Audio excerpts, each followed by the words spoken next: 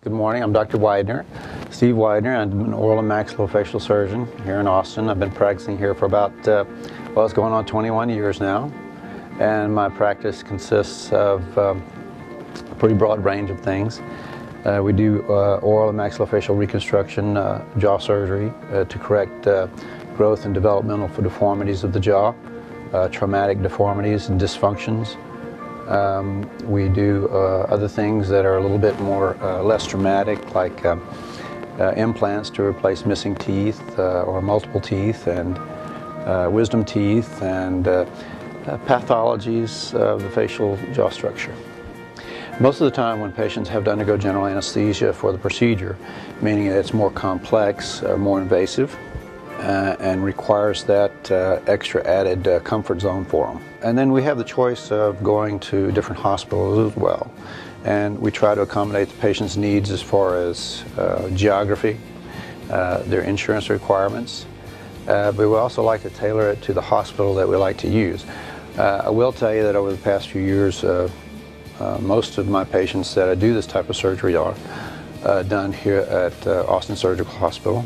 And I like to come to ASH because it's a boutique hospital, and they are very good at treating our patients. They have a good facility, the rooms are big, the nursing care is just excellent. You know, that nurse that takes a little bit of time to do the extra personal care makes so much of a difference, the patient's perception post-operatively. And I think that they have a good experience here. Okay, so a patient will come to me and they might have a chief complaint of, I can't bite. When I try to bite a sandwich, I can't even get everything falls out. You know, they can't make contact with their teeth. One of the problems might be that they've had an overgrowth of the lower jaw. And from a skeletal standpoint, well, when you see them from an appearance standpoint, they will appear like a very strong chin, sunken mid-face. Skeletally, the lower jaw fits together like this, so that the lower front teeth are in front of the upper front teeth, or they may be an open bite as well, any number of combinations such that the upper and lower jaw have not grown proportionally, have not grown symmetrically, and they just don't meet. They don't function correctly. So it's all about getting that corrected. So take models, images, radiographs. We can see how the patient's bite is, and the lower jaw may extend too far forward like this, or be to the side. The chin may be off to the side. Any number of combination factors. So there are different methods for addressing both upper and lower jaw, the chin, the cheeks, the nose, all a part of the facial complex. So for example, on the lower jaw, let's just say I want to change the length from front to back.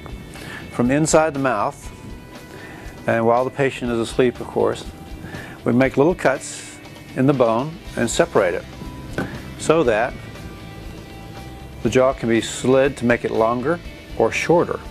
If you would imagine if you're looking at a sandwich from the side, and the two pieces of bread are symmetrical, you separated the sandwich and slid the bread slightly apart. From the side, it looks like you've got a lot bigger sandwich. Well, imagine that bread regenerates. Well, that's what the bone does. So we slide it, we make it longer, or we make it shorter so that the upper and lower jaw match. And then we hold it in place with little tiny titanium plates and screws. And after a few weeks, that bone is fused back together. And we do that both upper, lower jaw. We can change the three-dimensional shape, structure of the jaw so that they match and they function normally. Afterwards, what we want is a harmonious, symmetrical facial appearance in which the teeth meet together in the way that they're supposed to, so that the front teeth can meet for slicing and scissoring food, the back teeth can grind, they meet together harmoniously, and they have a good function afterwards. But their appearance afterwards can sometimes be strikingly different. Our goal is to correct the function, but it has sometimes some very dramatic effects on their appearance. What we do is both science and art. The science part of it is going to become more and more sophisticated. There's always going to be some human artistic component to it. What we're working on right now is, and lots of docs are doing it, is virtual surgery, so that we can actually do the three-dimensional surgery on computer image models, and then have those components that are necessary for completion of the surgery that we usually have to fabricate by hand done by a computer-generated machine, so that there are no physical models of the patient, and it's all done in virtual reality, even the creation of the intraoperative things that we use. I think there'll be more and more of that. I can envision a day where robotic surgery, guided by the human practitioner, will become more important.